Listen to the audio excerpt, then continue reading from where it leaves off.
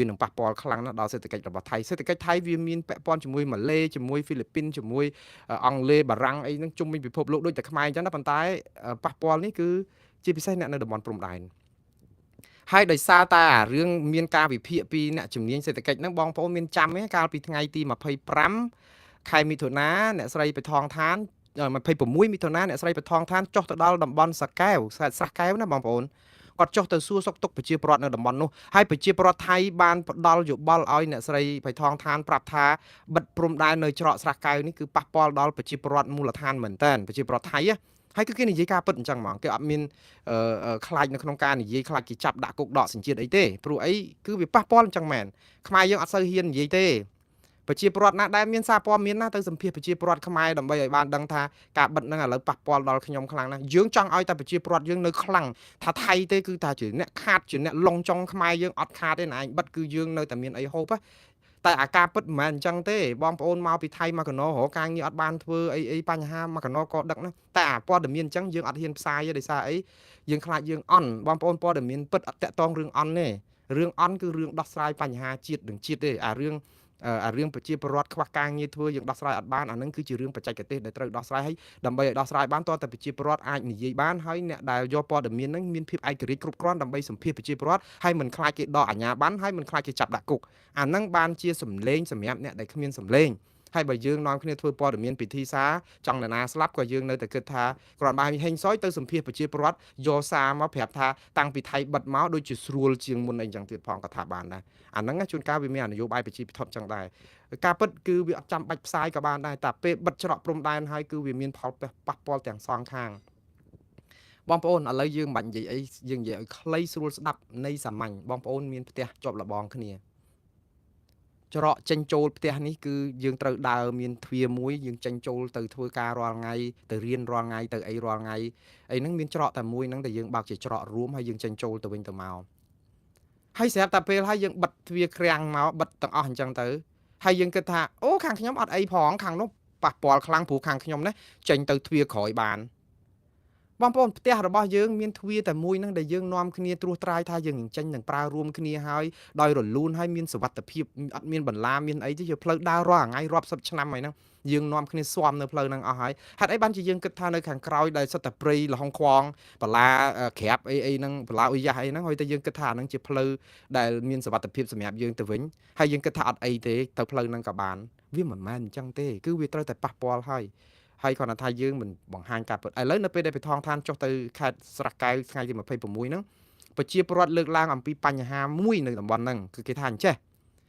អាឡានដឹកទំនិញរបស់ថៃដែលដឹកទំនិញយកមកស្រុកខ្មែរហើយហ្នឹងយកទំនិញហ្នឹងដាក់នៅស្រុកខ្មែរហើយអស់ហ่ะចេញទៅថៃវិញអត់បានដោយសារតែការបិទច្រកព្រំដែនហ្នឹងហើយសួរថាអ្នកណាអ្នកបិទគឺថៃអ្នកបិទប៉ុន្តែថៃខ្លួនឯងហ្នឹងដោយសារយោធាបិទហ្នឹងប្រជាពលរដ្ឋមូលដ្ឋាននិយាយប្រាប់ថាវាមានបញ្ហាទាំងបញ្ហាកយទៀតដោយសារអីកយនៅពេលដែលឡានធំចេញពីថៃមកគឺគេមានពេល7ថ្ងៃនៅក្នុងការដែលឡានហ្នឹងត្រូវតែដូចថាជំរះបញ្ជីកយរបស់គេឲ្យត្រឹមត្រូវបើមិនដូច្នេះទេគេចាត់ទុកថាឡានហ្នឹងកិច្ចអីចឹងឬក៏បាត់អីចឹងទៅនៅក្នុងកិច្ចការកយគេហ្នឹងចឹងគេមានឡានហ្នឹងចូលមកក្នុងស្រុកខ្មែរដល់ពេលដាក់អីវ៉ាន់អស់ទៅវិញអត់បានដោយសារអីថៃបិទព្រំដែនហើយអារឿងហ្នឹងហើយដែលធ្វើឲ្យប៉ះពាល់ដល់បញ្ហាកយហើយបញ្ហាប្រជាពលរដ្ឋថ្នាក់រឿងបញ្ហាហ្នឹងក៏អ្នកស្រីបៃថងឋានហ្នឹងក៏បានកោះប្រជុំគណៈកិច្ចការគណៈគ្រប់គ្រងព្រំដែនកម្ពុជាថៃនៅតំបន់ហ្នឹងអន្តរក្រសួងហ្នឹងដើម្បីឲ្យរកដំណោះស្រាយជូនប្រជាពលរដ្ឋនេះគឺជាអ្វីដែលជាការដកស្រង់របស់សារព័ត៌មានថៃដកស្រង់អំពីជំហររបស់រដ្ឋាភិបាលថៃដោះស្រាយរឿងស្រះកែវមួយទេតែច្រកនៅស្រះកែវមួយទេហើយនៅថ្ងៃទី27ហ្នឹងគឺក្រុមការងារគ្រប់គ្រងព្រំដែនថៃហ្នឹងគេបានជួបគ្នាបានអីហើយឯកភាពគ្នានេះជាភាសាថៃទាំងអស់ជាភាសាថៃចុះមកទាំងអស់ហើយចាំខ្ញុំបកស្រាយអំពីខាងខ្មែរគេបកស្រាយយ៉ាងម៉េចទៅវិញខាងថៃគេសរសេរថានៅថ្ងៃទី27ខែ6ហ្នឹងគឺក្រោយពីបៃថងឋានចុះទៅដល់ហ្នឹងគឺគេបានជួបគ្នាក្នុងគណៈគ្រប់គ្រងព្រំដែនស្រះកែវរវាងថៃនិងខ្មែរហ្នឹងក៏គេឯកភាពលើវិធានការដោះស្រាយបណ្ដោះអាសន្នមួយគេថាវិធានការដោះស្រាយហ្នឹងគឺគេដោះស្រាយតែរឿងបញ្ហារថយន្តធំដែលដឹកទំនិញចូលស្រុកខ្មែរហើយចូលទៅថៃវិញអត់បានដោយសារតែការបិទច្រកព្រំដែនហ្នឹងហើយដើម្បីឲ្យរថយន្តហ្នឹងអាចចូលទៅថៃវិញបាននេះអត់តាក់ទងនឹងការចេញចូលរបស់ប្រជាពលរដ្ឋទេតាក់ទងតែរថយន្តទំនិញហ្នឹងនេះអាហ្នឹងកសែតថៃគេដកស្រង់អញ្ចឹង នៅថ្ងៃទី29ខែ6គឺខាងមន្ត្រីថៃនៅព្រំដែនហ្នឹងគេស្នើមកឲ្យភាគីកម្ពុជាដើម្បីឯកភាពអនុវត្តអ្វីដែលព្រមព្រៀងគ្នាកាលពីថ្ងៃទី27ថាទុកឲ្យឡានរបស់ថៃដែលដឹកទំនិញតម្លាក់នៅខ្មែរហើយហ្នឹងអាចវិលចូលស្រុកថៃវិញបានតែប៉ុណ្្នឹងឯងចឹងសេចក្តីស្នើនេះក៏បានផ្ញើឲ្យភាគីកម្ពុជាឥឡូវនេះអ្នកនាំពាក្យរបស់យោធាថៃគឺលោកវុនថៃស៊ូវ៉ារីបានលើកឡើងថាខាងភាគីកម្ពុជាជាអ្នកដែលជំទាស់មិនឲ្យបើកច្រកស្រះកែវហ្នឹងបើទោះបីជាមានការឯកភាពគ្នាកាលពីថ្ងៃទី27ថាបើកឲ្យឡានចូលទៅវិញព្រោះអីខាងកាសែតថៃហ្នឹងដកស្រង់សម្ដីរបស់អ្នកខាងយោធាថៃអ្នកនាំពាក្យយោធាថៃវិនថៃស៊ូវ៉ារីហ្នឹងថាភាគីកម្ពុជាគឺគេហៅថានាយកដ្ឋានជនអន្តោប្រវេសន៍របស់ខាងក្រសួងមហាផ្ទៃកម្ពុជានិយាយថាច្រកស្រះកែវហ្នឹងគឺអត់បើកសម្រាប់ឡានទំនិញឡានអីក៏ដោយគឺអត់ទាំងអស់និយាយទៅគឺបិទអត់មានការដឹកជញ្ជូនអីចេញចូលបានទេគឺបិទ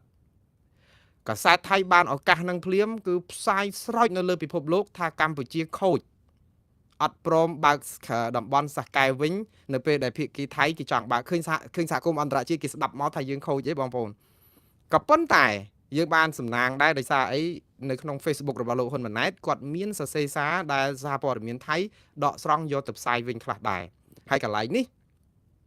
ខ្ញុំសូមសរសើរលោកហ៊ុនម៉ាណែតដោយស្មោះបាទកន្លែងណាលោកធ្វើត្រូវខ្ញុំថាធ្វើត្រូវកន្លែងណាលោកធ្វើមិនត្រូវខ្ញុំក៏មិនខ្លាចអីនឹងរិះគន់លោកដែរព្រោះខ្ញុំអត់បានប្រាក់ខែពីរដ្ឋាភិបាលខ្មែរឬក៏ពីសហគមន៍ណាទេខ្ញុំធ្វើដោយស្ម័គ្រចិត្តហើយខ្ញុំមើលឃើញអញ្ចឹងខ្ញុំប្រាប់តាមនឹងអញ្ចឹងទៅខ្ញុំសរសើរដោយស្មោះដោយសារតែសាររបស់លោកហ៊ុនម៉ាណែត4ចំណុចតបទៅនឹងភាគីថៃនៅតំបន់ស្រះកែវនេះគឺបង្ហាញអំពីចំណុចដែលយើងកាន់ដងដាវ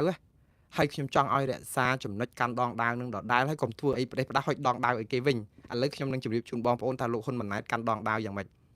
គាត់ដាក់ថាព្រឹកថ្ងៃអាទិត្យទី29ខែមិថុនាអាជ្ញាធរមានសមត្ថកិច្ចរបស់កម្ពុជាទទួលបានព័ត៌មានពីភាគីថៃនៅខេត្តស្រះកែវពាក់ព័ន្ធនឹងការស្នើសុំឲ្យមានបើកច្រកព្រំដែនកម្ពុជាថៃមួយចំនួនក៏ប្រើពាក្យមួយចំនួនប៉ុន្តែថៃថាសុំបើកទៅស្រះកែវហ្នឹងឯងនឹងអនុញ្ញាតឲ្យរថយន្តដឹកទំនិញចេញចូលដើម្បីបន្ធូរការប៉ះពាល់ដល់ជីវភាពរស់នៅរបស់ប្រជាពលរដ្ឋហើយខ្ញុំសូមផ្ញើសារនេះបញ្ជាក់ទៅប្រជាពលរដ្ឋទាំងពីរប្រទេសយ៉ាងដូចនេះថាលោកហ៊ុនម៉ាណែតថាម៉េចទី1គាត់ថាកម្ពុជាយល់ច្បាស់អំពីការលំបាករបស់ប្រជាពលរដ្ឋទាំងខាងកម្ពុជាទាំងខាងថៃដែលរងផលប៉ះពាល់ពីការបិទច្រកព្រំដែនលោកថាហេតុដូច្នេះហើយបានកម្ពុជាមិនប្រើប្រាស់វិធានការបិទច្រកព្រំដែននោះទេចាប់តាំងពីមានបញ្ហានៅតំបន់មុំ3កាលពីចុងខែឧសភាឆ្នាំ2025នោះមកព្រោះអីយើងមិនមានបំណងពង្រីកភូមិសាស្ត្រដែលមានវិវាទឬក៏បញ្ហាដែលនាំឲ្យប៉ះពាល់ដល់ការធ្វើដំណើរនិងការធ្វើពាណិជ្ជកម្មរបស់ប្រជាពលរដ្ឋថៃនិងខ្មែរនៅតាមបណ្ដោយព្រំដែននោះទេនេះចំណុចទី1របស់លោកហ៊ុនម៉ាណែតចំណុចទី2លោកថាកម្ពុជាមិនមែនជាអ្នកចាប់ផ្ដើមការបិទបើកច្រកព្រំដែនជាឯកតោភាគីទេលោកថាកងទ័ពថៃបានចាប់ផ្ដើមធ្វើការបិទច្រកព្រំដែនកែសម្រួលម៉ោងបិទបើកនិងកំណត់លក្ខខណ្ឌកម្រិតការធ្វើដំណើរចេញចូលរបស់ប្រជាពលរដ្ឋជាឯកតោភាគីចាប់តាំងតែពីថ្ងៃទី7ខែមិថុនាឆ្នាំ2025នោះមកមិនតែប៉ុណ្ណោះកងទ័ពថៃបានបន្តធ្វើការកែប្រែម៉ោងបិទបើកជាឯកតោភាគីនៅតាមបណ្ដាច្រកព្រំដែនមួយចំនួនរហូតដល់ថ្ងៃទី24ខែមិថុនាឆ្នាំ2025ដែលរដ្ឋាភិបាលថៃបានប្រកាសបិទច្រកទាំងអស់ក្រោមហេតុផលនៃបញ្ហាអសន្តិសុខចំណុចទី3លោកថាភាពមិនច្បាស់លាស់នឹងការកែប្រែកន្លះភ្លាមមិនប្រកបនៃចំហរបស់នយោបាយរដ្ឋាភិបាលថៃរួមជាមួយនឹងភាពមិនស៊ីសង្វាក់គ្នារវាងគោលការណ៍នៃថ្នាក់ដឹកនាំនយោបាយថៃដាក់ចេញផងនិងការអនុវត្តជាក់ស្ដែងនៅលើដីដោយកងទ័ពថៃវាបានបង្កជាឧបសគ្គសម្រាប់ការស្វែងរកដំណោះស្រាយណាមួយដែលមានភាពច្បាស់លាស់ពិតប្រាកដនិងយូរអង្វែងលយណាស់បាទទី4ដោយដែលខ្ញុំបានបញ្ជាក់ជាច្រើនដងរួចមកហើយថាដំណោះស្រាយពាក់ព័ន្ធជាមួយនឹងការបិទច្រកព្រំដែននេះគឺងាយស្រួលដោះស្រាយទេបើសិនជាភាគីថៃដែលបានចាប់ផ្ដើមការដាក់វិធានការបិទច្រកព្រំដែនជាឯកតោភាគីតាំងពីថ្ងៃទី7ខែមិថុនាកន្លងទៅនេះធ្វើការបើកច្រកព្រំដែនអាចឲ្យមានសភាពដើមជាឯកតោភាគីវិញនិងផ្ដល់ការធានាច្បាស់លាស់ថានឹងមិនមានការបិទបើកជាឯកតោភាគីនោះជាការស្រេចកម្ពុជានឹងបើកច្រកព្រំដែនខាងកម្ពុជាវិញយ៉ាងយូរ5ម៉ោងបានន័យថាពេលដែលថៃសម្រេចកម្ពុជាបើក5ម៉ោងលោកហ៊ុនម៉ាណែតបញ្ជាក់ទៀតគាត់ថានិយាយខ្លីគឺកូនសោនៅលើដៃរបស់ភាគីថៃហើយលោកថាហេតុដូច្នេះចំពោះអាជ្ញាធរថៃនិងប្រជាជនថៃដែលមានបំណងចង់ឲ្យមានបើកច្រកព្រំដែនកម្ពុជាថៃឡើងវិញអត់ចាំបាច់ស្នើមកភាគីកម្ពុជាទេគឺស្នើទៅឲ្យនិយាយទៅគឺសួរថានៅថៃនរណាមានអំណាចពិតប្រាកដមិនថាកងទ័ពឬមិនថារដ្ឋាភិបាលទេដើម្បីឲ្យច្រកព្រំដែននេះ គឺមានស្ថិរភាពបើកឡើងវិញហើយគាត់ថាចេះបើកហ្នឹងគឺតតែខាងភាគីថៃផ្ដល់ការធានាច្បាស់លាស់បាទដូច្នេះបានន័យថាភាគីកម្ពុជាល្អកន្លែងនេះណាដោយសារអីថាថៃអ្នកផ្ដើមមុនអ្នកឯងចាប់ផ្ដើមមុនគឺអ្នកឯងចង់បើកគឺអ្នកឯងបើកមកប៉ុន្តែម្ដងនេះអត់មែនបើកឲ្យស្រាញ់ចិត្តទៀតគឺភាគីកម្ពុជាទៀមទាឲ្យមានលីលាអសរមកប្រាប់ថាចាប់ពីពេលនេះតទៅលែងបិទបើកតាមអំពើចិត្តទៀតហើយបើអញ្ចឹងទេភាគីកម្ពុជាអត់ព្រមដែរចង់និយាយថាណែឯងបើកកម្ពុជាអត់បើកវិញទេតោះតែណែឯងប្រាប់ថាខ្ញុំបើកវិញហើយគឺលែងបិទជាឯកតោភាគីទៀតបានភាគីកម្ពុជាបើក5ម៉ោងក្រោយមកហើយតោះតែមានលីលាអសរខ្ញុំថានេះគឺជារឿងដ៏ប្រសើរបំផុតហើយអ្វីដែលជាសាររបស់លោកហ៊ុនម៉ាណែតនេះគឺច្បាស់លាស់ហើយផ្សាយចេញទៅគឺអ្នកណាក៏គិតថាកម្ពុជាមានព្រៀបដែរបងប្អូនដោយសារអីថៃខូចអានេះខ្ញុំចង់ឲ្យកម្ពុជាយើងខ្លាំងអញ្ចឹងណាបងប្អូនខ្លាំងអញ្ចឹងហើយដោយអ្វីសាររបស់លោកហ៊ុនម៉ាណែតអត់មានប្របាក់អីសោះអត់ចាំបាច់ទៅប្រឹងលិចធ្លាយឯកសារធ្វើឲ្យបៃថងឋាននឹងបាក់មុខឬក៏បន្ថែមសារ5ម៉ោងទៀតដើម្បីធ្វើឲ្យស្ថានភាពកាន់តែដាបអីអត់សោះគ្រាន់តែចេញសារ4ចំណុចនេះគឺជាសារដ៏រឹងមាំខ្លាំងហើយខ្ញុំនិយាយថាមិញទៅនិយាយពីរឿងហ៊ុនម៉ាណែតថាអត់អាចដឹកនាំប្រទេសបានអីណាថានៅក្រោមកតុយក្បិនរបស់ឪពុកជាអាយ៉ងឃើញគុណភាពរបស់គាត់ទេបងប្អូននេះគុណភាពបែបនេះគឺជាគុណភាពរបស់មេដឹកនាំប៉ុន្តែវាសោកស្ដាយព្រោះគាត់អត់សូវបានធ្វើអញ្ចឹងបានដោយសារអីអ្វីកាលពីមុនចាំតែឪពុកគាត់ទៅសេបានគាត់យកមកទៅសេតាមអញ្ចឹងហើយឪពុកគាត់ហ្នឹងក៏តែអញ្ចឹងដែរនៅពេលខ្លះបើដឹងថាចង់ឲ្យកូនធ្វើហ្នឹងគឺត្រូវតែទៅសេនៅលើ Facebook គាត់សិនដើម្បីអីដើម្បីឲ្យគេមើលមកឃើញថាតាមពិតសម្ដេចពុកនៅពីក្រោយរឿងនេះទាំងអស់ហើយអញ្ចឹងណាដូចថាប្រជាប្រិយ40ឆ្នាំជាងឯងគាត់នៅខ្លាចបាត់ទៅណាទេពងតែឆ្ងល់ដែរម៉ោងនេះហើយគឺថាវាយតែលេងកូនហ្គោលទៅក៏អស់ចាស់ដែរហើយមិនចាំបាច់មករវល់កិច្ចការងារនេះទៀតទេហើយទុកឲ្យកូនធ្វើទៅវាមិនអីទេបើហ៊ុនម៉ាណែតធ្វើមិនកើតចុះគ្នាមកកណកដឹកហ្នឹងធ្វើទៅបដោយខ្លះមើលដែលយើងហែលទឹកចឹងណាបើសិនជាយើងនៅឈរទៅលើមាត់កំពង់ហ្នឹងយើង100ឆ្នាំទៀតក៏យើងអាចហែលបានដែរឆ្លក់ខ្លះអីខ្លះទៅយើងសុកចិត្តឈរមើលកូនឆ្លក់ទឹកហ្នឹងហើយចាំយកពងទៅនោះមកវិញជាជាងការដែលមិនឲ្យកូនហែលខ្លាចកូនលងទឹកណាដល់អញ្ចឹងយើងមិនបរៀនគាត់ហែលបានខ្ញុំចង់ឲ្យអញ្ចឹងតទៅទៀតយើងខាញ់រ៉ាញយើងល្អយើងភាពខ្លះហើយខ្ញុំជឿថាសាររបស់លោកហ៊ុនម៉ាណែតនេះមិនចាំបាច់សរសេរវែងដល់ប៉ុណ្ណឹងទេខ្ញុំថាសរសេរខ្លីត្រឹមថាកម្ពុជាជើងក្រោយអ្នកដែលបិទព្រំដែនថៃដោយឯកតោភាគីគឺភាគីថៃអ្នកឯងបើកវិញខ្ញុំបើកវិញសរសេរជាលេខអក្សរថាឈប់បិទទៀតគឺជាការស្រាច់ហើយចាំបាច់វែងឆ្ងាយខ្ញុំជឿថាប៉ុណ្ណឹងច្បាស់លាស់ប៉ុន្តែយ៉ាងណាសារព័ត៌មានអន្តរជាតិក៏បានយកសម្ដីរបស់លោកហ៊ុនម៉ាណែតនេះយកទៅចោះបកស្រាយដែរហើយសរសើរគាត់ដែរគឺឥឡូវហ្នឹងគាត់ឆ្លាតដែរដោយសារតែគាត់ទៅសេទាំងឪពុកទាំងកូនដែរទាំងលោកហ៊ុនសែនចឹងដែរឲ្យទៅសេខ្មែរហើយគឺមានអង់គ្លេសហើយស្រេចហ្មងចឹងសារព័ត៌មានអន្តរជាតិអត់ចាំបាច់អង្គុយបកប្រែទេគឺយកទៅព្រិនមកហើយឥឡូវហ្នឹងសារព័ត៌មានថៃគឺគេហៅឈ្នន់ប្រឆេះហ្នឹងគឺថាដូចយើងចាំរើអាចសេះដាក់ថងយាមចឹងណាឲ្យតែខ្ពាកធ្លាក់ចេញពីអាចសេះរបស់សម្ដេចពុកឬក៏ពីលោកហ៊ុនម៉ាណែតគឺនោះរើដាក់ហងយាមយកទៅផ្សាយភ្លាមគឺចង់ប្រឆេះអាហ្នឹងដែរហើយនេះក៏បានចិត្តទៀតចឹងដាក់ទៅឲ្យតាមចិត្តឲ្យឆាប់ឲ្យអាចសេះហ្នឹងឆាប់ពេញថងយាមឥឡូវខ្ញុំសុំស្លេះរឿងនេះបងប្អូនរឿងថៃនេះណាដូចខ្ញុំជម្រាបអញ្ចឹងកម្ពុជាមានព្រៀបកុំធ្វើឲ្យព្រៀបរបស់កម្ពុជាคล้ายទៅជាការបាត់ព្រៀបទៅវិញបាទព្រៀបនេះមិនមែនជាលលកជាព្រៀបទេព្រៀបនេះគឺការមានគេហៅភាពប្រសើរឬក៏ឈ្នះគេយើងចង់និយាយថាមានឥទ្ធិពលមានទីខ្ពស់ជាងគេហើយនៅក្នុងពេលដែលយើងជាជនរងគ្រោះប៉ុន្តែកុំធ្វើឲ្យคล้ายទៅជាជនប្រព្រឹត្តយើងបាត់បង់ប្រយោជន៍ទាំងអស់នោះហើយសូមស្នើឲ្យមេដឹកនាំមេត្តាកុំធ្វើឲ្យខូចប្រយោជន៍ជាតិនេះរក្សាការអត់ធ្មត់ឲ្យបានច្រើនពង្រឹងទ័ពយើងក៏ពង្រឹងហើយលើកទឹកចិត្តកងទ័ពនៅសមរភូមិគឺជារឿងត្រឹមត្រូវហើយអាការអង្គាសលុយចូលកងទ័ពកាត់បន្ថយឲ្យបានច្រើនក៏ល្អដែរព្រោះគឺជាអំពើមួយដែលវាធ្វើឲ្យកងទ័ពយើងអន់ទេព្រោះអត់មានកងទ័ពឯណាប្រាក់គេជួយវិស័យកងទ័ពមួយឆ្នាំ$800 លានហើយដល់ទៅពេលមានកងទ័ពប្រយុទ្ធគ្នាគឺត្រូវតែរេអង្គាសថវិកាដើម្បីទិញមីកញ្ចប់ចឹងហ្មងវាអត់ដែលឃើញទ័ពអាមេរិកណាពេលដែលទៅវាយមួយអេរ៉ង់ឬក៏ទៅតម្លាក់គ្រាប់នៅណាអីមកប្រាប់ខ្ញុំអីជាពលរដ្ឋខ្មែរអាមេរិកអីហ្នឹងណែឯងត្រូវជួយបរិច្ចាគលុយអីដើម្បីជួយកងទ័ពឬក៏ទៅគោះ Bill Gates ឬក៏ទៅគោះអុកញ៉ា Elon Musk ឬក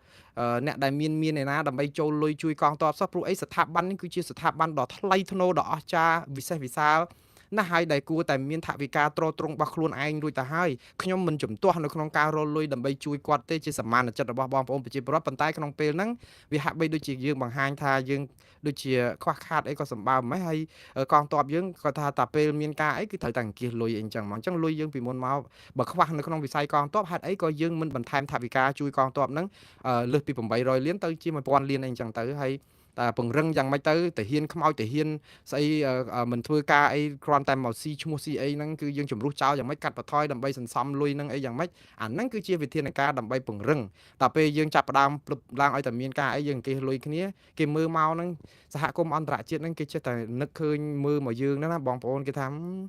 ាអង្គាសលុយចឹងទៅហើយដល់អង្គាសលុយចឹងទៅលោកហ៊ុនសែនហ្នឹងក៏ចូលកាន់ខាងភ័ស្តុភារខាងអីទៀតគេថាទៀតហើយទៅមានការកបាតក្រហមបានប្រពន្ធគាត់ហ្នឹងជួយមកទៀតក្រុមគ្រួសារហ្នឹងចឹងទៀតដូចថាគេចោតអីក៏ដោយហ្នឹងគឺគេចោតអីគេចេះចោតដែរដល់ពេលហើយយើងធ្វើឲ្យដូចតែគេចោតអញ្ចឹងណាតែយ៉ាងណាបងប្អូនសមានចិត្តបងប្អូនខ្មែរយើងជួយទៅយោធាគាត់ថាខ្ញុំ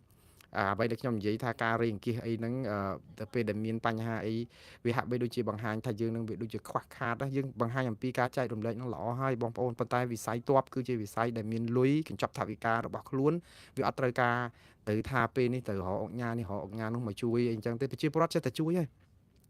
ក៏ប៉ុន្តែនៅក្នុងន័យហ្នឹងគឺប្រជាពលរដ្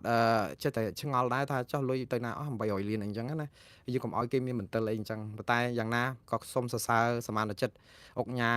ាបងប្អូនអ្នកដែលលក់លេលក់អីឬក៏អ្នកដែលបរិច្ចាគធ្វើមកហូបធ្វើអីហ្នឹងបងប្អូនជួយទាហាននៅទល់ដែនច្រើនណាស់ខ្ញុំជឿថាបើសិនជាការជួយបែបនេះក៏ជាការលើកទឹកចិត្តច្រើនដល់បងប្អូនទាហានជួរមុខដែរថាមានអ្នកនៅខាងក្រៅជួយណាដើម្បីឲ្យពួកគាត់មានកម្លាំងចិត្តព្រោះអីទៅបូជាសាច់ស្រស់ឈាមស្រស់ដើម្បីការពារជាតិមាតុភូមិហើយក្នុងពេលជាមួយនេះសូមឆ្លៀតឱកាសបន្តិចបងប្អូនកុំភ្លេចលោកសួនរ៉ោនណាតស៊ូរឿងស៊ើបអង្កេតរឿងអីរបស់គាត់ហ្នឹងជួយរំលឹកគាត់ផ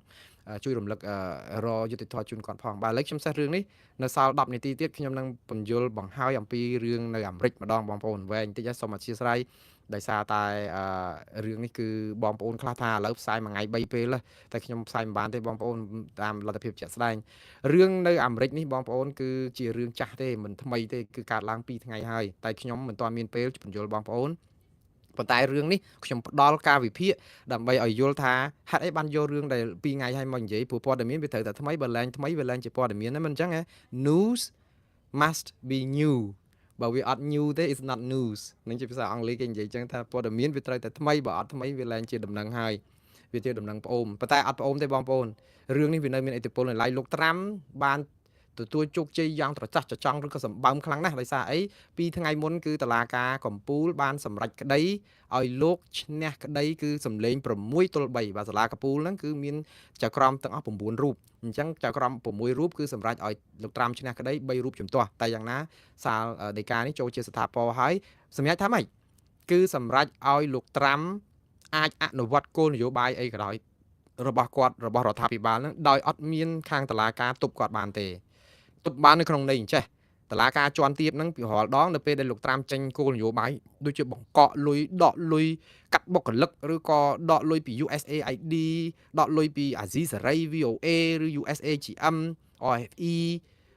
ឬក៏ផ្សេងទៀតហ្នឹងគឺគាត់ធ្វើតែចេញជាបទបញ្ជាប្រតិបត្តិរបស់គាត់ហ្នឹងគឺដូចថាយកទៅអនុវត្តភ្លាមចង់បានតឡាការជាន់ទាបហ្នឹងគឺចេញគេហៅដីការរក្សាការពារភ្លាមដើម្បីទប់ព្រោះតែចេញមកឲ្យប័ណ្ណបញ្ជារបស់លោកត្រាំអនុវត្តបានភ្លាមគឺបានន័យថាអ្នកនោះដាច់ពោះភ្លាមតែម្ដងគឺបានន័យថាបើប្រជុំបុគ្គលិកគឺប្រជុំអស់តែម្ដងអត់មានប្រាក់ខែអត់មានការងារអីធ្វើអញ្ចឹងគ្នាកំពុងតែធ្វើការស្រាប់តែស្អែកឡើងគេលែងឲ្យចូលធ្វើការអញ្ចឹងទៅហ៎រឿងចាប់រឿងបញ្ជូនមនុស្សអីហ្នឹងទៅអត់មានការជំនុំជម្រះអីចិត្តតែចាប់ឲ្យបញ្ជូនទៅប្រទេសខាងក្រៅអីហ្នឹងលឿនពេកអញ្ចឹងតឡាការក៏ឃើញគោលនយោបាយបែបហ្នឹងវាលឿនពេកក៏គេហៅថាដាក់ហ្វ្រាំងឲ្យជាប់ខ្លះកុំឲ្យទៅលឿនពេកឥឡូវនេះតឡាការកំពូលបានដកហ្វ្រាំងនឹងចេញទៅទៀត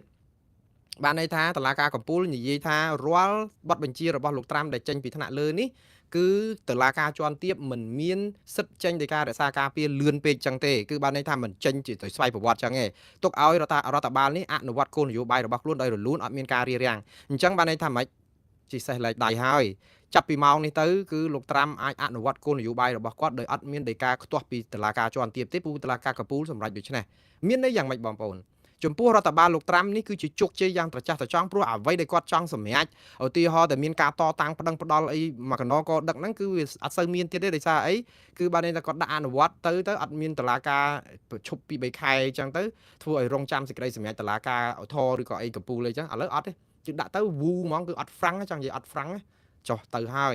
ឥឡូវខ្ញុំនិយាយអំពីផលល្អនិងផលអាក្រក់ផលល្អគឺសម្រាប់រដ្ឋបាលលោកត្រាំគឺគាត់ល្អហើយមិនអញ្ចឹងគាត់ចង់អនុវត្តគោលនយោបាយចង់ចាប់បញ្ជូនអ្នកណាម្នាក់មិនបាច់ជំនុំជម្រះក្តីអីទៅប្រទេសទីប្រមាណក៏បានដែរទៅបាត់ចេញតែសេចក្តីបញ្ជាទៅបាត់តុលាការទប់អត់ទាន់ họ thì họ chẳng chạp nè na thử bị chun tới khmái bà quạt chẳng bị chun tới Sudan chẳng tới tự bạch tới nông chuột cuộc nông Sudan chẳng tới bà kết tục tới ban này tha đó sẽ tới chẳng trở trong khỏi ban bị chun tới sọc khmái đó mình chẳng hạt ấy ban trên nè đài rồi còn miền Pành Hà này ní tới bị chun tới sọc na dạ na đây khi mà anh chỉ sọc cầm na rồi bạc luôn phóng lấy những thôi chẳng có thôi chẳng ban mà còn nói chẳng hay đầy ca từ lá ca trong nơi cho ăn tím nó cái trong tụm chẳngแต่lấy đầy sao từ lá caกับปูสมัยแบบนี้ตุบัดบานเนี่ยวิบัติคือเลยถ้าพอหลอคือกอดอ่านวัดโกนอยู่บายตามการสอนยาหรือบ่กอดจมปูเรียมาจากชนะหรือบ่กอดยึงก็ถ้าวิจิการซ้อมหัดซ้อมพอแล้วผู้กอดแผลเรียทาไปเดี๋ยวกอดจอบชนะกอดถือกาจับไปจูนน้ำเต้าผมไปอดไอกระซาตือสุกวิ่งไอ้บ้านมาชนะมาเลี้ยนเนี่ยไอ้กอดจับอัดบ้านปันแต่เลยนี่โดยซาแต่เมียนเพลิงคิวปีตลากากับปูเพลียงกอดจับบ้านกันมันมาไงมาปอนปีร้อยแล้วกอดจับบ้านมาไงปีป้อมผมใบรอยเนี่ยบางผมประมาณไงนี่มาไงปีป้อมผมใบรอยเนี่ยโดยซาเลยเมียนไอ้ตุบกอดบ้านคือปูไอซ์จับโยแต่มาดองវាមើលទៅជារូបភាពមួយជាការភ័យបាក់ស្បាតរបស់ប្រជាពលរដ្ឋច្រើនដែរប៉ុន្តែវាជាជោគជ័យរបស់លោកត្រាំហើយអ្នកដែលចង់បានឲ្យគាត់បញ្ជូនអន្តរប្រវេសខុសច្បាប់ទៅស្រុកគេវិញហ្នឹងក៏នឹងសប្បាយចិត្តគាត់ណាបងប្អូនគ្មានអ្នកណាជំទាស់រឿងជនអន្តរប្រវេសដែលប្រព្រឹត្តអក្រិតទេព្រោះអីលោកត្រាំបានសន្យាឲ្យថាពេលដែលគាត់ជាប់ឆ្នោតគាត់បញ្ជូនអក្រិតជនធ្ងន់ធ្ងរទោសសម្លាប់មនុស្សរំលោភមនុស្សឬក៏ជួញដូរគ្រឿងញៀនសាហាវណាដើម្បីជូនអានឹងគ្មានដំណើរជំទាស់ទេប្រជាពលរដ្ឋអាមេរិកគ្រប់គឺថាឲ្យតែអស់ពីស្រុកអាមេរិកទេព្រោះអ្នកទាំងអស់នោះជាទម្ងន់ប៉ុន្តែក៏អត់មានទៅចាប់អ្នកទាំងអស់នោះបានទេណាទៅចាប់តាគ្នាអត់ឯកសារធម្មតានៅបោចដលងបោចមីបោចដកការ៉ុតឬក៏បេះផ្លែឈើតាមចកាតាមអីហ្នឹងឬក៏ជូតឡានលៀងឡានអីនៅតាមកន្លែងលៀងឡានអីនៅលក់ហាងសំណង់ដូចនៅ Home Depot ឬក៏លក់កៅអៅលក់អីហ្នឹងសុទ្ធតែគ្នាធ្វើការលុយសុទ្ធអីដែលអត់មានប្រព្រឹត្តបទអក្រិតអីក្រៅតែពីអត់ឯកសារចាប់គ្នាទាំងកដឹកអីចឹងទៅហើយអត់មានការជំនុំជម្រះអីបើច្បាប់រដ្ឋធម្មនុញ្ញថាមុននឹងបញ្ជូនអ្នកណាទៅតើតែជួបមុខចៅក្រមអីជំនុំជម្រះអីស្រួលបួលមាននីតិវិធីគាត់ថាអាហ្នឹងយូរតែពេលដែលមានជំនុំជម្រះយូរដឹងចាប់អង្កលបានអស់អញ្ចឹងខុសនីតិវិធីអញ្ចឹងបានគេខ្ទាស់គាត់ឥឡូវអត់ទេតឡាការកពូលហ្នឹងនិយាយចឹងមកហាក់បីដូចជាឲ្យភ្លើងខៀវគាត់ទៅចាប់មិនក៏បានដែររឿងអន្តរប្រវេសនេះគឺជារឿងមួយដែលអាសូរសម្រាប់អន្តរប្រវេសខ្វះឯកសារដែលអត់ប្រព្រឹត្តខុសអីធ្ងន់ធ្ងរសោះត្រូវទៅគេដែរណាហ្នឹងវាអកុសលហើយប៉ុន្តែសម្រាប់លោកត្រាំគាត់ឈ្នះហើយគាត់នឹងបានបញ្ជូនទៅតាមខ្ទង់លៀនរបស់គាត់ប្រហែលជាជោគជ័យក៏មិនដឹងដែរចាំមើលតទៅទៀតអ្វីដែលសំខាន់បំផុតបងប្អូនដែលមានរឿងពីរដែលខ្ញុំចង់បញ្យល់នៅពេលដែលដីកាតឡាការកពូលចេញមកនេះគឺនឹងធ្វើឲ្យប៉ះពាល់ដល់ស្ថាប័នជាច្រើនដោយសារអីឧទាហរណ៍ពេលដែលគាត់ផ្ដាច់ថវិកាដល់វិទ្យុអាស៊ីសេរីវិទ្យុ VOA ឬវិទ្យុ RFE គឺតឡាការជាន់ទាបទប់ហ្វ្រាំងគាត់មិនឲ្យលឿនពេកអញ្ចឹងបានជាការសម្រេចក្តីអីហ្នឹងវានៅអូសបន្លាយពេលមកដល់ឥឡូវហ្នឹងអត់ទាន់ឃើញសេចក្តីសម្រេចអីក៏បានន័យថាគាត់អត់អាចបិទចិត្តឈឹងទេអញ្ចឹងយើងបានឃើញមកដល់ពេលនេះឃើញអាស៊ីសេរីនៅមានផ្សាយសង្កៀងប្លង់ទេដោយសារអីដោយសារតែមានតឡាការជាន់ទាបហ្នឹងទប់ហ្វ្រាំងគាត់ហ្នឹងមិនឲ្យបលុតសង្កៀងហ្នឹងណាអញ្ចឹងសង្កៀងប្លង់ហ្នឹងនៅមានបំភ្លឺអញ្ចឹងទៅមិនដឹងផ្សាយពេញថ្ងៃណាប៉ុន្តែនៅប្លង់ហ្នឹងឥឡូវនៅពេលដែលគាត់ចាប់ផ្ដើមចេញដីកានេះមកគឺអាប្លង់ហ្នឹងទៅទៀតផ្លឹបហើយដោយសារអីវាដាច់ផឹងតែម្ដងដោយសារដីការបស់គាត់ចេញពីដើមប័ណ្ណបញ្ជារបស់គាត់ពីដើមទីមកហ្នឹងគឺចង់ឲ្យដកលុយទាំងអស់ចេញពី USAGM ដែលជួយដល់អាស៊ីសេរីនិង VOA អញ្ចឹងនឹងឥឡូវប្រព័ន្ធផ្សព្វផ្សាយអីហ្នឹងដែលគាត់ថាដកលុយទាំងអស់គោលនយោបាយរបស់គាត់ដែលពីមុនតឡាការជាន់ទាបទប់ទាំងអស់ឥឡូវតឡាការកពូលចេញបែបហ្នឹងគឺបានន័យថាដកហ្វ្រាំងមកអស់អញ្ចឹងដកអស់ហើយបន្តិចទៀតទៅទាំងអស់ហ្នឹងអាចជាប្លង់របស់អាស៊ីសេរីហ្នឹងក៏ត្រូវផ្លឹបដែរវាអកុសលអញ្ចឹងណាបងប្អូនហើយយើងសួរថាចោះធ្វើយ៉ាងម៉េចតើដំណោះស្រាយឥឡូវអារឿងថវិកាសម្រាប់អាស៊ីសេរី VOA ខ្ញុំបានផ្សាយថាវាអស់សង្ឃឹមហើយប៉ុន្តែម្ដងនេះគឺអស់ឈឹងតែហ្មងលុតឈឹងហ្មងដោយសារតែរឿងដីកាថ្មីចេញមកនេះហើយមួយទៀតគឺគាត់បានឲ្យសភាជាន់ទាបហ្នឹងសំណើរបស់លោកត្រាំហ្នឹងឲ្យដកថវិកាស្អីទាំងអស់ពីប្រព័ន្ធផ្សព្វផ្សាយហ្នឹងនិយាយទៅគឺថាដាក់នៅក្នុងមជ្ឈុំហើយថែម 4-5 ដេកូលទៀតឥឡូវច្បាប់ហ្នឹងចេញនៅក្នុងរដ្ឋសភាគឺអនុម័តរួចទៅហើយសម្លេង214លើ212នៅក្នុងការដែលដកលុយទាំងអស់ចេញពីប្រព័ន្ធផ្សព្វផ្សាយសាធារណៈឬក៏អីហ្នឹងលុយជាតិដែលនេះហ្នឹងគឺលោកត្រាំឈ្នះច្បាប់ហ្នឹងមួយទៀតទៅដល់ព្រឹទ្ធសភានៅពេលគាត់សញ្ញាចូលទៅជាច្បាប់បើដឹងអស់និយាយទៅអាមឈូសដែលសម្រាប់បិទប្រព័ន្ធផ្សព្វផ្សាយហ្នឹងគឺថែមដេកូលទៀតគឺថាអស់អញ្ចឹងបញ្ជូនទៅប្រឆាតែម្ដងវាអកុសលអញ្ចឹងបងប្អូននេះរឿងសម្រាប់ខ្ញុំជាអ្នកសារព័ត៌មានខ្ញុំយល់ថារឿងនេះប៉ះពាល់ធ្ងន់ធ្ងរដល់សិទ្ធិសេរីភាពក្នុងការទទួលបានព័ត៌មានព្រោះស្ថាប័នទាំងនេះដាច់ខ្សែធនគេមិនបិទគាត់ទេគេមិនបិទអាស៊ីសេរីគេមិនបិទ VOA ប៉ុន្តែដល់ពេលអត់ឲ្យលុយគ្នាធ្លាប់តែបានលុយអញ្ចឹងវាមិនដាច់ពោះអញ្ចឹងគាត់អាចទៅប៉ុន្តែល្អមួយសម្រាប់វិទ្យុអាស៊ីសេរីបងប្អូន VOA ខ្ញុំអត់ដឹងទេប៉ុន្តែឥឡូវលើឃើញបងម៉ែនកំសែងហ្នឹងគាត់យកឱកាសបានមកផ្សាយតាំងគេប្រជុំការងារគាត់អស់មកអញ្ចឹងបានន័យថាគាត់មានឱកាសផ្សាយព័ត៌មានជួយគ្រប់គ្រងគាត់ផង ហើយបងប្អូនណាដែលចូលចិត្តបង្អែមលោក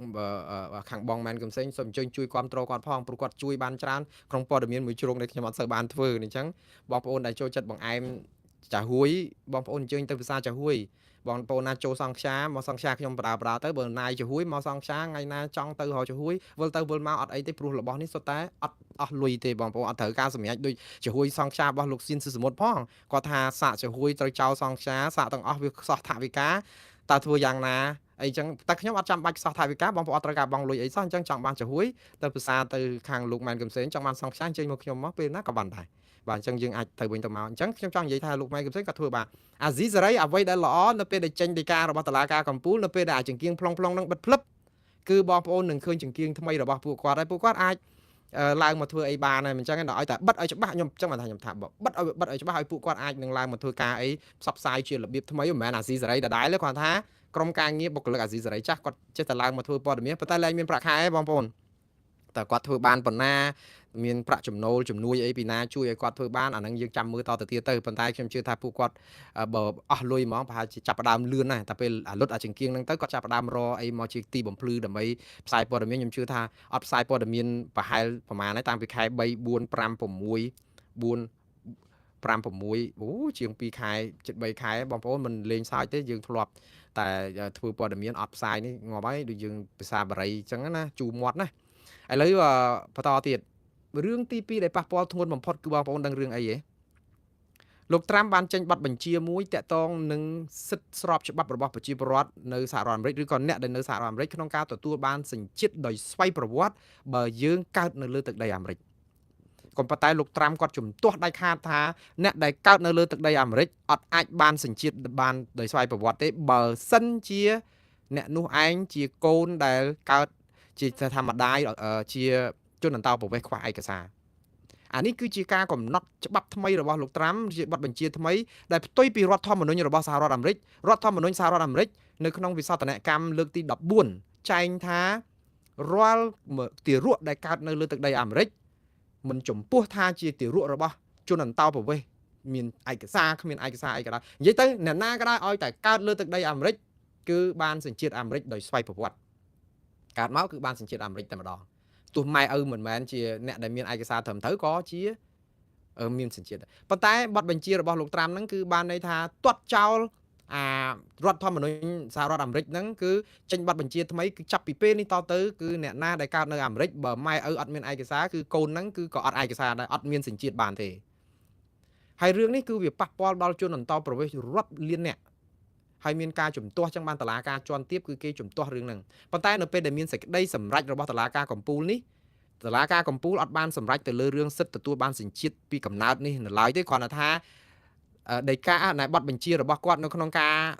ទាត់ចោលអាសិទ្ធិរបស់ប្រជាពលរដ្ឋនៅក្នុងការបានសញ្ជាតិដោយស្វ័យប្រវត្តិនេះគឺវានឹងចូលជាធរមានបានន័យថាបទបញ្ជារបស់លោកត្រាំនឹងអាចអនុវត្តបានប៉ុន្តែតុលាការកំពូលអត់ទាន់បានសម្រេចទៅលើអង្គសេចក្តីនៃរឿងការដែលសិទ្ធិទទួលបានសញ្ជាតិពីកំណើតទៅតាមការលើកឡើងរបស់លោកត្រាំទេព្រោះគេប្តឹងអញ្ចឹងអាបណ្ដឹងហ្នឹងគេថាខែ10បានតុលាការកំពូលសម្រេចលើអង្គសេចក្តីតាក់ទងនឹងថាតើលោកត្រាំបកស្រាយពីរឿងថាអ្នកដែលកើតនៅលើទឹកដីអាមេរិកបើម៉ែឪមិនមានឯកសារហ្នឹងគឺមិនមានសិទ្ធិមានសញ្ជាតិអាមេរិកហើយវាផ្ទុយនឹងខ្លឹមសាររបស់រដ្ឋធម្មនុញ្ញរបស់អាមេរិកគឺវិសោធនកម្មលើកទី14ហ្នឹងតើរដ្ឋាភិបាលអាមេរិកមានហេតុផលសមរម្យអត់នៅក្នុងការលើកឡើងបែបនេះហើយបើសិនជាលោកត្រាំឈ្នះក្តីរឿងនេះទៀតគឺចាប់ពីខែ10ទៅគឺប្រជាពលរដ្ឋឬក៏អ្នកណាក៏ដោយកូនអន្តោប្រវេសន៍ដែលគ្មានឯកសារឬអ្នកណាក៏ដោយមកលេងមកអីក៏ដោយកាលពីមុនអ្នកណាមកលេងអាមេរិកក៏ដោយហ្នឹងបើថាមានទង្ងន់អីស្រាប់តែមកកើតកូននៅអាមេរិកហ្នឹងគឺគាត់បានកូនហ្នឹងបានសញ្ជាតិអាមេរិកមកតែឥឡូវអត់អាចធ្វើបានប៉ុន្តែបងប្អូនរឿងច្បាប់និយាយពីសញ្ជាតិពីកំណើតអ្នកដែលកើតឡើងនៅកើតនៅអាមេរិកនេះគឺមែនតើទៅគឺវាយូរឆ្នាំហើយតាម1800ជាងណាបងប្អូននៅក្នុងរដ្ឋធម្មនុញ្ញមាត្រាគេហៅវិសោធនកម្មលើកទី14ហ្នឹងគឺគេចែងអញ្ចឹងគេចង់ឲ្យតាមពិតមែនតើទៅគឺមានការតតាំងដែរដោយសារកាលពីមុនជនជាតិអាហ្វ្រិកដែលមកហ្នឹងភាគច្រើនជាទេសកលអញ្ចឹងណាបងប្អូនប៉ុន្តែដល់គាត់មកនៅនឹងយូរទៅគាត់អាចចូលសញ្ជាតិបានកើតមកក៏អត់មានសិទ្ធិជាសញ្ជាតិក៏មានការតតាំងអីច្រើនដែរអញ្ចឹងក៏ចេញជាវិសោធនកម្មហ្នឹងក៏ថាគេអត់ខ្វល់ពីរឿងអ្នកឯងមានសញ្ជាតិមានឯកសារជាអន្តោប្រវេសន៍ជាទេសកលជាអីទេគឺថាឲ្យតែកើតព្រិចនៅអាមេរិកគឺបានសញ្ជាតិអីអញ្ចឹងចាប់ពីហ្នឹងមកប៉ុន្តែឥឡូវគឺមានការផ្លាស់ប្ដូរបែបហ្នឹង ដោយសារលោកត្រាំគាត់បកស្រាយថាអារឿងឲ្យសញ្ជាតិដោយស្វ័យប្រវត្តិហ្នឹងគឺតាក់ទងនឹងរឿងទាសករតាឥឡូវមិនមែនទាសករទៀតទេតែអត់ឯកសារគឺអត់អាចបានសញ្ជាតិបានទេអ្នកវិភាគមួយចំនួនគេគិតថាមានភាពសមស្របមួយយ៉ាងដែរថាហេតុអីបានជាអ្នកដែលមកស្រុកអាមេរិកអត់មានឯកសារជាអ្នកខុសច្បាប់សោះកូនមកកើតហ្នឹងស្រាប់តែបានទៅសញ្ជាតិអាមេរិកបើម៉ែឪអត់មានឯកសារប៉ុន្តែយើងបកស្រាយបែបនេះក៏បានដែរប៉ុន្តែក្នុងន័យពិតគឺរដ្ឋធម្មនុញ្ញចែងមកហើយតើថាអត់មានតាក់ទងរឿងមានឯកសារអត់ឯកសារទេតែមកនៅអាមេរិកកើតកូននៅអាមេរិកគឺត្រូវតែបានសញ្ជាតិអាមេរិកហើយអញ្ចឹងហើយបានជាយើងកុំទៅថាកុំស្រង់មនុស្សលងទឹកយើងទៅទប់នៅដើមខ្សែធ្វើស្ពានកុំឲ្យវាបាក់អញ្ចឹងបានន័យថាព្រំដែនហ្នឹងគឺអ្នកណាក៏ដោយមុននឹងមកអាមេរិកបើសិនជាគាត់មានផ្ទៃពោះទម្ងន់6ខែអញ្ចឹងឧទាហរណ៍ឲ្យត្រូវមកលេងនៅអាមេរិក3ខែវាដល់ពេលគាត់សម្រាលកូនអញ្ចឹងបើអញ្ចឹងយើងទប់អញ្ចឹងទៅបើអ្នកណាមានផ្ទៃពោះអញ្ចឹងកុំឲ្យចូលលេងអញ្ចឹងទៅអាហ្នឹងវាជាការដែលជួយបិទពីលើមកដែរប៉ុន្តែវាអាចបិទវាមិនអស់ដែរព្រោះអ្នកចូលមកខុសច្បាប់គឺមិនចាំបាច់តាមច្រកដែលបង្ហាញឯកសារស្រួលបួលណាខ្វះអីជនអន្តោប្រវេសន៍ឆ្លងដែនមកខុសច្បាប់មកកណោវាប៉ះពាល់ដល់អ្នកដែលមកលួចរត់ចូលមកដោយអត់មានឯកសារអីហ្នឹងណាហើយអ្នកវិភាគគេនិយាយចេះទៅវិញថាវាជាការសមស្របនៅក្នុងន័យថាមិនឲ្យសញ្ជាតិហ្នឹងក៏បានដែរប៉ុន្តែវាផ្ទុយនឹងរដ្ឋធម្មនុញ្ញគួរតែពិនិត្យពិចារណាឡើងវិញយើងបិទព្រំដែនកុំឲ្យគេចូលមកល្អជាជាងការដែលធ្វើឲ្យខុសផ្ទុយរដ្ឋធម្មនុញ្ញអញ្ចឹងណាប៉ុន្តែគេគិតថាលោកត្រាំធ្វើនេះគឺប្រហែលគេថាប្រហែលទេណាបងប្អូនដើម្បីចំណេញនយោបាយគណៈបកសាធារណរដ្ឋមួយដែរព្រោះអីជនអន្តោប្រវេសន៍ដែលអាចបោះឆ្នោតបានគឺជាអ្នកដែលមានសញ្ជាតិអាមេរិកហើយគ្រប់អាយុ18ឆ្នាំអញ្ចឹងបានន័យថាបើជនអន្តោប្រវេសន៍ខ្វះឯកសារហ្នឹងនៅពេលដែលគាត់មានសញ្ជាតិអាមេរិកដោយសារតែគាត់កើតនៅទីនេះម្ដាយឪពុកគាត់គ្មានឯកសារមែននៅពេលដែលគាត់គ្រប់អាយុ18ឆ្នាំមានសិទ្ធិបោះឆ្នោតគាត់ច្បាស់ជាអត់បោះឆ្នោតឲ្យគណៈបកសាធារណរដ្ឋទេអាចបោះឆ្នោតឲ្យពួកប្រជាធិបតេយ្យអីអញ្ចឹងទៅព្រោះអីបើប្រជាធិបតេយ្យដូចថាមានគោលនយោបាយតានតឹងជាមួយនឹងជនអន្តោប្រវេសន៍ខ្វះឯកសារឬក៏អីអញ្ចឹងណាអាហ្នឹងគឺជាការវិភាគមួយជ្រុងដែរទេតែយើងមិនដឹងថាទម្ងន់នៃគាត់ចង់បាននឹងយ៉ាងណាបានទៅរករឿងខាងហ្នឹងខ្លាំងមកម្លេះឬក៏យ៉ាងម៉េចយើងនឹងពិចារណាតទៅទៀតប៉ុន្តែខ្ញុំឃើញថារឿងនេះក៏ពាក់ព័ន្ធនឹងរឿងនយោបាយច្រើនដែរតាក់ទងនឹងព្រោះចំនួនជនអន្តោប្រវេសន៍នៅអាមេរិកនេះបងប្អូនដឹងហើយគឺអ្នកដែលអត់ឯកសារមានដល់ទៅ11លានអ្នកច្រើនណាស់ហើយចឹងបើសិនជាគាត់មានកូនមានអីអញ្ចឹងទៅឥឡូវនិយាយថា11លានអ្នកបើសិនតែយើងនិយាយថាយើងមកគ្រួសារថា3អ្នករាប់ថាមួយគ្រួសារចុះអញ្ចឹងបានន័យថាប្រហែល3លាន11លានប្រហែលជា4លានគ្រួសារដែរហើយ4លានគ្រួសារយើងគិតថាមួយគ្រួសារមានកូនមួយចុះហើយខ្លាយទៅជាមានសញ្ជាតិអាមេរិកអញ្ចឹងបានន័យថាម៉េចបានន័យថា1លានអ្នក2លានអ្នកអីអញ្ចឹងដែរហើយបោះឆ្នោតរាល់ដងឈ្នះគ្នាតាម1លានជាងជួនកាលឈ្នះតែប្រហែល10000សន្លឹកមានពេលខ្លះឈ្នះតិចមែនតើប្រគៀបប្រកាត់គ្នាដូច្នេះខាងគណៈបក្សសាធារណរដ្ឋបើចង់ឈ្នះឆ្នោតតទៅទៀតតតែរដ្ឋបិទរឿងហ្នឹងព្រោះអីអ្នកដែលជាអ្នកមានសញ្ជាតិដោយជនអន្តោប្រវេសន៍គេច្បាស់ជាភាគច្រើនគ្រប់គ្រងគណៈបកប្រជាធិបតេយ្យហ្នឹងមិនចឹងអានេះគឺផ្អែកទៅលើការសង្កេតនៅក្នុងរឿងបោះឆ្នោតគឺរឿងនយោបាយទេបងប្អូនប៉ុន្តែបើរឿងប្រយោជន៍អីផ្សេងខ្ញុំគិតថាយើងនឹងជជែកគ្នាតទៅទៀតបងប្អូនខ្ញុំវែងឆ្ងាយខ្លាំងណាស់ហើយសូមអធិស្ឋានដែលវែងពេកតែសូមស្លេះការផ្សាយរបស់ខ្ញុំត្រឹមប៉ុណ្ណេះហើយខ្ញុំឯនេះកណ្ដាលអាត្រាទៅហើយបងប្អូនឯនោះទៅម៉ោង1ថ្ងៃត្រង់ជាងមិនអីទេបងប្អូនហើយយើងនឹងជួបគ្នានៅពេលក្រោយទៀតមានដំណឹងថ្មីសូមអរគុណបងប្អូនដែលបានត្រង់ត្រាប់ស្ដាប់ខ្ញុំតាំងពីដើមដល់ចប់សូមជម្រាបលាហើយសិទ្ធពរជ័យសិរីសួស្ដីជ័យមង្គលវិបុលសុខគ្រប់ប្រការសូមចូលកើតមានដល់ក្រុមគ្រួសារមហាគ្រួសារខ្មែរយើងគ្រប់ទិសទីបាទសូមជម្រាបលាបាទ